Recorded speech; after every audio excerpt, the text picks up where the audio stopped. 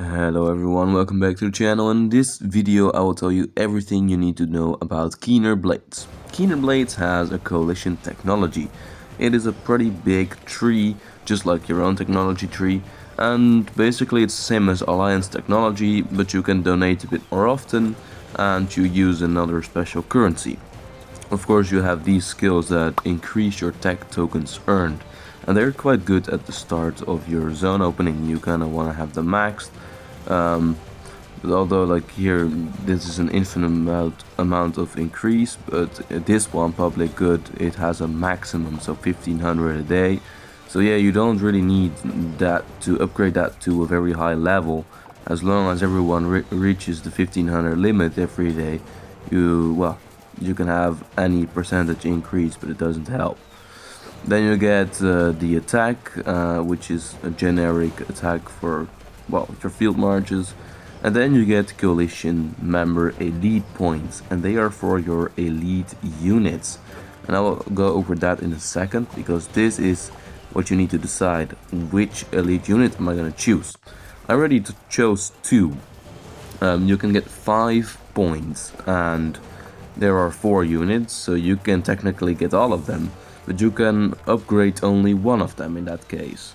Let's read the rules. Mastery skills for a given unit type can only be used by a troop with 200k plus tier 4 tier 5 units. The effects of a mastery skill will end if the troop that used the skill enters a city, stronghold, or a structure or resource node. And using mastery skills does not cost resources, but each mastery skill has a cooldown time of 8 hours. Mastery skills will need to cool down after being used a total of 5 times. So this is like an Osiris League skill, but you can use it 5 times and then it cools down for 8 hours and then you get a new one where they get reset. First you have Breach for infantry. We go for infantry first. Whenever this commander troop launches or receive a basic attack, 100% chance to get a damage absorbing mighty shield. Far 5 seconds, damage factor 1700, cooldown 10 seconds, and you also gain 20% counterattack up to 100% counterattack, so 20% per march it's swarming you, so 5 marches is 100% counterattack, which is pretty nice. And this commander troop takes also 30% less range damage while the skill is active. That is what you get when you upgrade it, so you just gain some range damage reduction increase. So it's not really a priority to upgrade it. I mean, unless you know that there's a fuck ton of ranged troops out there that's gonna target you, but I don't think that's gonna happen. I think it's one of the best skills just to have it with the first skill effect without upgrading, right? Then you have Duel. Basically, this skill lasts for a total of 300 seconds. The next troop this commander's attacks is challenged to a duel for the remainder of the skill's duration. And during duel, this commander troop, well, does not benefit from buff, doesn't get buffs, no one can get targets the both duel marches. And once you get defeated, if you upgrade the skill, then you get a 20% bonus to damage until the end of, like, when you return to the resource node, right, or go to a city. And you gain 100% less rage to use your active skills for the next 120 seconds as well. So, I mean, this is all cool. What you would do with this skill, you want to attack a nearby enemy troop that is red HP. You need to duel for at least 30 seconds, so don't target someone that is too low with the duel skill. Then of course you can kill it easily and you still have like white HP, and then you gain 20% all damage and 100 less rage to use for the next 120 seconds, so then you can fight and get some nice trades. I mean, this skill is pretty decent, but you need to upgrade it. You need to spend 2 of the points if you want to get it, well, a useful skill out of it. Otherwise it's just like a plain duel. Let's see Cure. Whenever this commander troop launches a basic attack, it has a 100% chance of mighty heal portion of its own slightly wounded units, healing factor 2000, or when you upgrade 2700. Well, every 10 seconds it's gonna heal. You don't really want healing. I mean, this is mighty healing, it's a bit stronger. Yeah, we can always watch the video, but we generally don't like healing unless it's like in a structure. but this doesn't work in structures, so no, this only works on field. I am not a big fan of it. I don't like the healing, and this is for sure no go. Don't take this one. So it is between Duo and Breach, and to be honest, I think now I think about it, Breach is probably a bit better. It has a longer window of it working, right? And you have basically it is damage reduction. The shields are basically damage reduction, and every 10 seconds you get the shield, which is pretty good actually. I mean, if we look at this video of the Duo, I mean, you get a sort of big circle that protects you and your other, well, the parts that you're attacking, right? And you're gonna fight it out until, well, one remains, and you're gonna get a buff for 120 seconds. But that is over pretty soon, so it's between these two. It's just playstyle, but I think I prefer the shield with the counter attack. Because if someone targets you, it's gonna hurt, that's for sure. So yeah, that was for infantry. I guess Breach is the best. For Cavs, I did stealth, and I cannot see the other two now, so I'll just talk about my own choice here. If this commander troop has not been in combat for 5 seconds, it will enter stealth mode, rendering it invisible to enemies. While in stealth mode, if the troop takes damage, it will exit stealth mode, and if the troop initiates combat, you will exit stealth mode and gain 700 rage. And that part is just insane, dude. 700 rage after getting out of stealth mode is crazy. I mean, you only need 2 or 3 turns, and then you activate your active skills. So it elevates your commander immediately. Like, basically your active skill requirement is 300. This commander troop gains 20% march speed while in stealth mode, and the troop initiates in combat while in stealth mode. It gains 30% bonus to all damage dealt for 10 seconds. That is when you upgrade it. So this is a skill that you definitely want to upgrade, and it's also very good if you cannot upgrade it. I made a video about the stealth thing, and I will show that right now.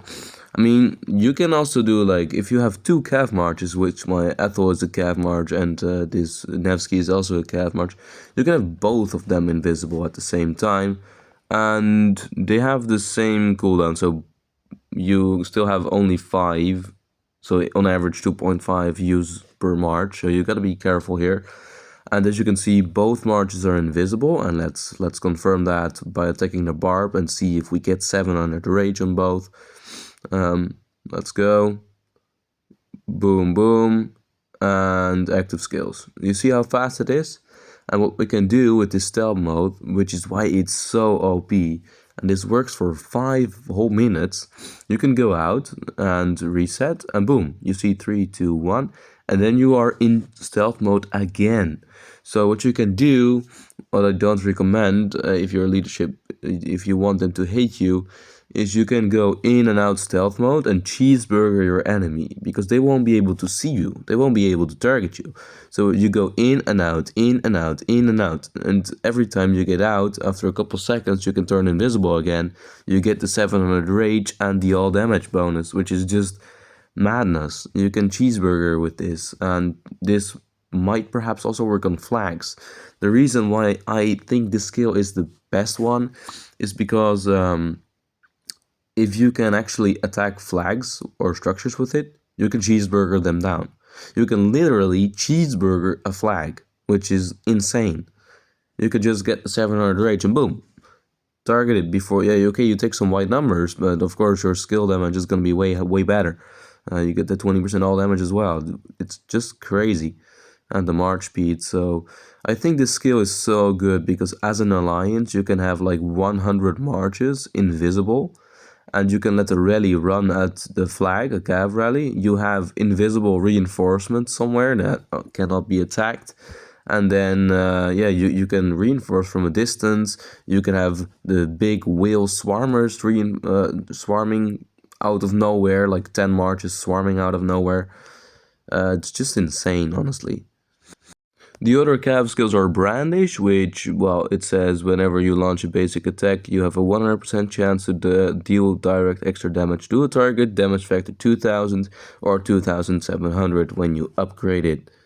And this is pretty insane as well. I mean, if you upgrade it, it says 10 seconds cooldown, and it triggers on launching a basic attack, which means what you can do is you can go in, launch your basic attack, boom, you get to 2700 proc, just like Alexander. You go out of battle, you wait 10 seconds, and you go in again, and you trigger the proc again. And that works until you're dead. It works until your March is literally dead. So you can go in and out, in and out, in and out, and keep firing those 2700. That's like a Huo active skill. You can fire that over and over and over and over, which is pretty insane. So, well, I mean, your leadership is not gonna like it, because, well, you want to have people participating in normal field fight and not KP chasing, right? But as a KP, if you are a KP chaser, this is pretty good. And you can also cheeseburger flags down with this. You just launch one basic attack, boom, wait 10 seconds, boom, wait 10 seconds, boom. And you will definitely beat the flag eventually. Is it worth upgrading it? Yeah, I think so. 2700 is like significantly better. So yeah, you can definitely upgrade it. But I think utility, not as good as the sneaky tactics kind of thing, right? The one we had prior has more use. Like, you can have more strategy use with it, with flags and such. So yeah, it really depends on playstyle. If you are allowed to cheeseburger the heck out of everyone, like with this skill, of course you don't want to go into a node or into a city, because then you lose the skill and it resets, right? So don't do that. Don't make that mistake. But yeah, you can kind of cheeseburger, but I don't like it. I don't want it. It's good, but it's not fulfilling. Then you have Charge. This commander troop gains 10% march speed for every second it has not launched a basic attack, up to 100. Once the troop reaches max speed limits of 100, you can get Charge mode. While in Charge mode, if the troop initiates combat, it will charge to the target and deal direct damage factor 2000 on its first attack. And that upgrades to 2700, and after dealing this additional damage, the troop will lose its bonus to march speed. So you can kind of do the same thing as I explained with the other one. You can abuse this to cheeseburger down everything, and I think this one will probably be better. It's also 10 seconds because you need to go into charge mode, and you get march speed. So yeah, if you want to do the cheeseburger, you gotta use this this storm thing. You can abuse it and cheeseburger down flags like this, like 100% march speed. Boom! No one's gonna stop you. You can go in and out and cheeseburger flags. Stealth mode, yeah, I already explained that one. That's what I chose. For archers, we kind of got F'd, but also not too bad. Infantry got the worst ones in my opinion. But archer, you get sting. Basically, you deal 600 damage factor every 20 seconds. And, well, it is usually more, because every 1% of the enemy troops that they have lost, you gain 4% increase to that 600, up to 30% reduction, which means 70% times 4, 280%, right? And if you upgrade it, it's 6. So 6 times 70 is 420% increase in that 600. And yeah, I mean, it's not that good in my opinion. It's way too uncertain, and you deal a lot of damage to low unit troop, but not to high unit troop, which you kind of want to target. Concentrate, you stack skill damage every time you use an active skill. Well, up to 10 times, 5% bonus to skill damage, a maximum 50. But yeah, you and I didn't forget that archers get targeted quite a lot, and by the time you have the max stats, you're probably already dead or very red. So I don't think that's good. So I would go with Barrage whenever this commander troop launches a basic attack. It has a 100% chance to deal direct damage up to 3 nearby enemy troops, damage factor 1000. Every additional target reduces damage each target by 15%, which is usual. Cooldown 10 seconds. What you can do with this is also the cheeseburger thing. You can go in and out, as I explained. And as you can see there, boom, you get AoE, circle AoE by the way. damage factor 1000 if you upgrade 1500. And this one is definitely worth upgrading. 1500 is quite an increase, like 500 increase is pretty good. And yeah, you can cheeseburger this, and it's basically a free AoE that will trigger every 10 seconds, which is pretty nice. Cheeseburger AoE, instant proc, just insane. What else do you want? For Siege, you got a couple over here. You got Devastate, which is the one I chose. Increase the attack range of this commander troop while in range mode, so you can shoot much further. And whenever you launch a basic attack, it deals equal damage up to 3 enemy troops near the target. So basically, your basic attack are gonna do AoE damage. That's just insane. And for this extra damage, every additional target reduces the damage dealt to each target by 25 or 50%. If you upgrade, it goes to 50. I don't really understand. Why would you upgrade it then if you reduce the damage that you deal? And you also can reduce stronghold damage reduction. So you can basically attack like a fort, and their durability will go down, and your units won't go down. You won't get hurt. So you can shoot literally at the enemy fortresses from a distance and reduce their durability, which is pretty nice in past fights. And you can reduce it all the way down to 30%. So that is pretty insane. And I think, do you get the durability reduction when you upgrade? I mean, if you do, then it's definitely worth doing so, because imagine if you have 100 range towers shooting at the fort in like 5 minutes, it's down to less than 30% without it even burning.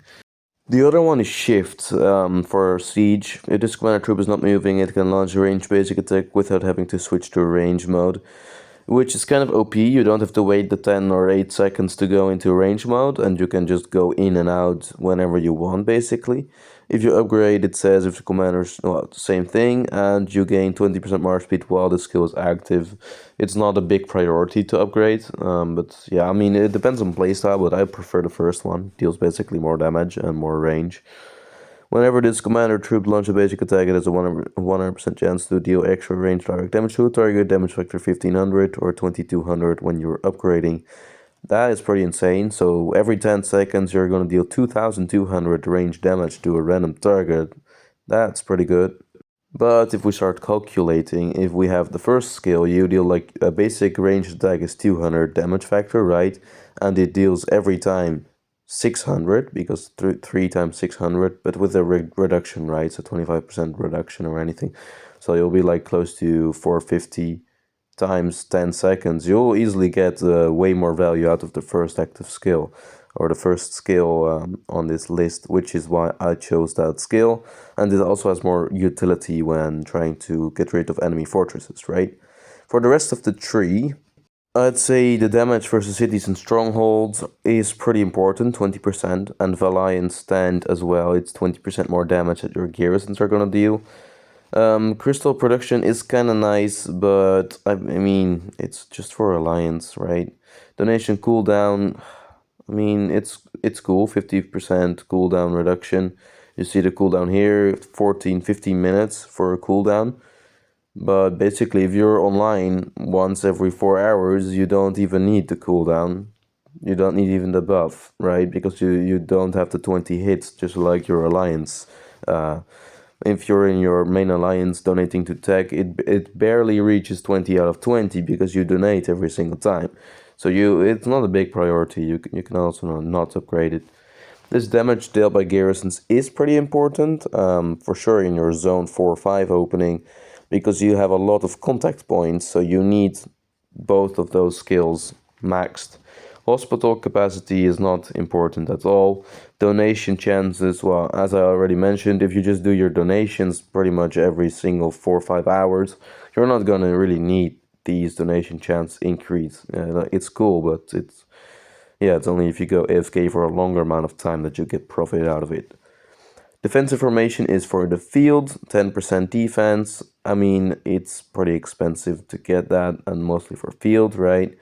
And this one is after you reach a certain Lost Kingdom story, you get points, like you get the donation coins for every X amount of units that you kill.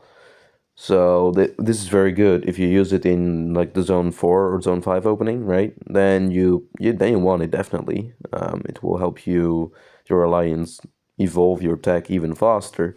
So this is definitely, yeah, you should definitely get it. I don't see where it says here you can upgrade those skills, but apparently if you tap those skills, then you can see it. In the rest of the tree, Spoils of War, yeah, already got that one, right? So after this Lost Kingdom Chronicle, you can unlock it or upgrade it. I'm not completely sure. Otherwise, I would rush past it even before that point. But otherwise, it gives you more time to upgrade the garrison stuff, right?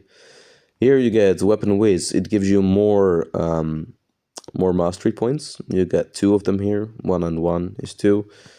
And you get burning speed and flag durability, which is the most important in your zone 5. So your first zone is lots of flagging, right? And flag battles. You need the burning speed and you need the durability. This is the key for a zone. If you want to survive a zone, you gotta have those durability all the way up. Because during downtime, you protect your flags a bit easier. It's easier to let them last longer, and during your uptime, you can push harder and you have faster burns, right? So weapon whiz, pretty important, flag durability, and the other ones. I think for zone 5, that's all you need as an alliance. Anywhere further that you can get is awesome, like the weapon whiz 3. You can get your final one last potion, so you can get 5 in total actually. Only 5. And the rest is just mastery.